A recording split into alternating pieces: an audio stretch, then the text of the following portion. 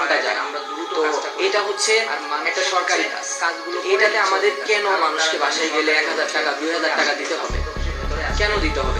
আমি নিজেও করেছি, দেখা যাচ্ছে পুলিশ আমার কাছে টাকা চেয়ে বসতেছে যে ভাই আমার কাছে 500-1000 টাকা পাঠিয়ে দেন, তাহলে দ্রুত হয়ে যাবে। তো এটা কেন প্রশ্ন করা হবে? আমার এটা তো সরকারি কাজগুলো করে আমাদের কেন 1000 টাকা দিতে হবে বা 10 টাকায় আমরা কেন দিব সেখানে?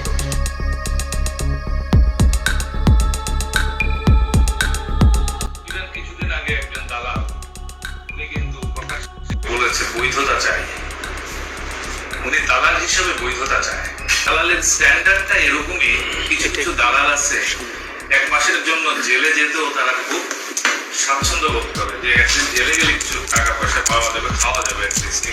দালালের সাথে সম্পৃক্ত যখন আমাদের আপনারা কর্মকর্তার সংখ্যা অত্যন্ত কম, আমরা কর্মচারীদের সংখ্যাই আধিক্য। আমাদের এই ডিপার্টমেন্টের সেবা যারা দেয় এরা কিন্তু কর্মকর্তার চেয়ে কর্মচারী যারা আছেন আমাদের 3য় শ্রেণী 4র্থ শ্রেণী 2য় শ্রেণী এদের সংখ্যাই বেশি, এবং এরাই বেসিক্যালি নিচু লেভেলে কাজ করে।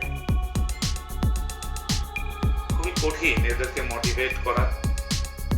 দুটা জিনিস এখানে করা যায়, যারা শৃঙ্খলার সাথে জড়িত এদেরকে আমরা পানিশমেন্টের আওতায় আনতে পারি, দ্বিতীয়ত আমরা মোটিভেশনের আওতায় আনতে পারি। এই দুইয়ের বাইরে তো